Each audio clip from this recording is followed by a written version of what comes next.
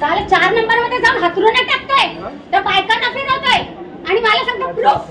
अरे कुठून आणायचा प्रूफ? मी तर बघते ना त्याला, मारा त्या बाईला. 1000 बायका करतोय फ्रॉड झाला. टाटा या त्याचं मॅडम या ऑफिस आहे सगळं त्याचं आणि पैसा देत नाही.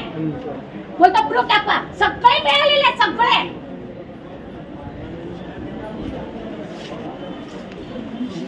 याच्यात सगळे मिळालेले, कोणाचं नाव नाही, सगळे मिळालेले. म्हणून तर मला न्याय नाही मिळत.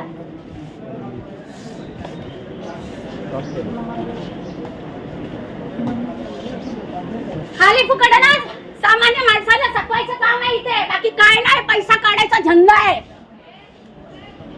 हेअर ऑफिस आहे तुम्हाला सांगितलं. मग तुम्ही त्या माणसाला काहीच करत नाही. तो मला ती बाई मला कशी धमकी देते. हा ही एडवोकेट आहे ती.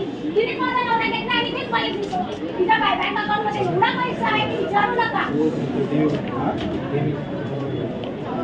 कोण काही करतच नाही.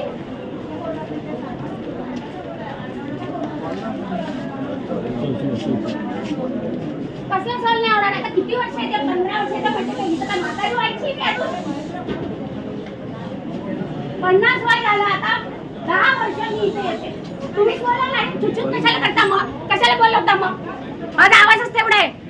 कळू द्या ना सामान्य माणसांना पण. पैसा इथं कसा लुटला जातो ते. सगळं काय नाही चुकल्या गेली आहे. करून काहीच फायदा नाही आहे. सगळे मिळालेले असतात. सगळे कोणत्या वर्षापासून खालपर्यंत सगळे मिळालेले. काय ना न्याय मिळणार आहे. ज्यांच्याकडे पैसा ना त्यांनाच न्याय मिळतो. आता न्याय मिळाला असता त्या माणसाला पकडलं असता. काय नाही मिळतात, काही नाही मिळत नाही. पैसा लुटायचा धंदा आहे.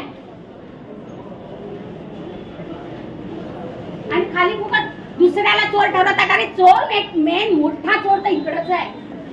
हा येऊन गेला तो चोर आहे मेन. त्याला पकडत नाही. सगळ्या जगाचा तो चोर आहे. 5 देशांमध्ये त्याने खाल्लेला आहे. 5 देशांमध्ये रामखोर साला. ये ना कुठं कोर्टात दाखवते.